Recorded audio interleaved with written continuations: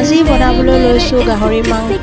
এয়া গাহৰি মাংসৰ কাৰণে আদা নহৰু পিঁয়াজ জলকীয়া পিচি ল'লোঁ। তাৰপিছত এয়া বিলাহীখিনিও হৈ গ'ল আৰু আলুকেইডোখৰ অলপ আগতীয়াকৈ ফ্ৰাই কৰি লওঁ, নহ'লে আলুখিনি ভাঙি যায়, খাই ভালেই নালাগে। আলুখিনি হাফ ফ্ৰাই কৰি লওঁ আৰু এয়া মই মছলাখিনি ৰেডি কৰিলোঁ। ইয়াত আছে হালধি, ৰেড চিলি, মিট মছলা আৰু জিৰা। এয়া আলু ফ্ৰাই হৈ গ'ল। আলুখিনি ফ্ৰাই হোৱাৰ পিছত এয়া কাটি লোৱা পিঁয়াজ, আদা নহৰু জলকীয়া সকলোবোৰ দি দিলোঁ।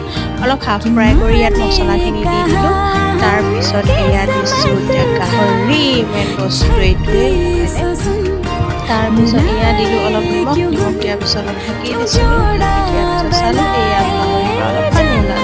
তাৰপিছত দিলোঁ আলুখিনি দিয়াৰ পিছত অলপ ঢাকি থৈছিলোঁ। অলপ সময় থকাৰ পিছত দিলোঁ এয়া অলপ সিজিছে আৰু বিলাহীখিনি দি দিলোঁ। তাৰপিছত ফ্ৰাই গাহৰি হৈ গ'ল।